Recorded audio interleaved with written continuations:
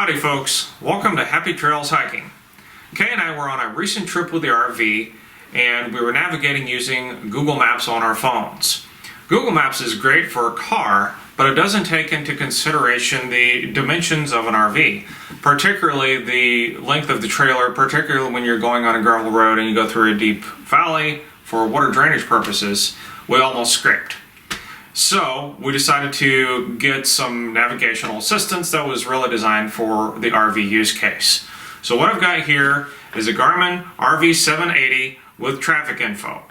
So we're going to unbox it and then we're going to put it in the truck and give it a try.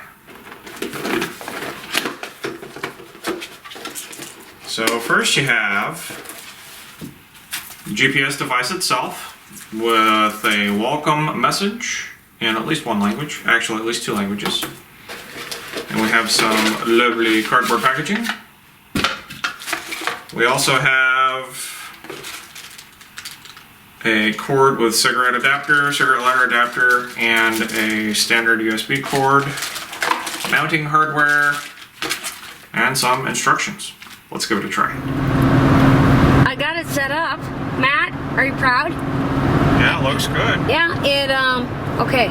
It was really easy to set up. I just plugged it in, and we plugged it in to one of the cigarette lighter things, which are not cigarette lighters anymore, and just pushed a bunch of accept buttons, put in the state park we're going to.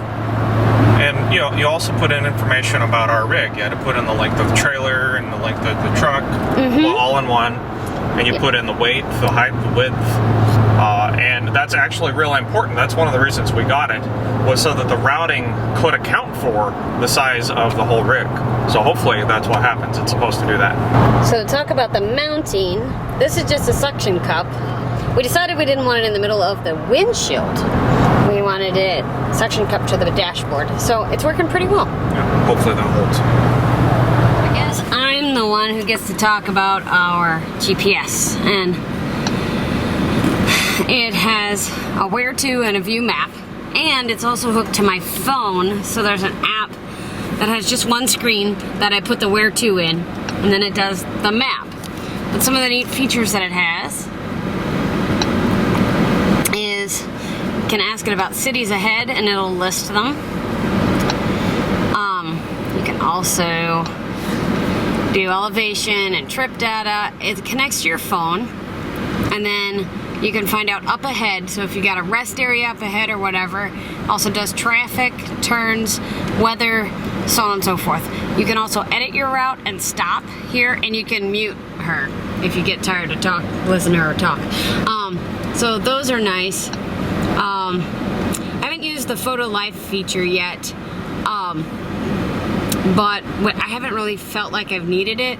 Some of the nice things is that when you're looking at the map, it'll divide the map in half and put a lane that you're supposed to be in over here. So those are some of the nice features. So far, I really like it. And it's only not known about a closed road once, and so we had to turn around. But that's been really good. We've enjoyed our Garmin GPS on our trip, and we've gone over 3,000 miles on this trip.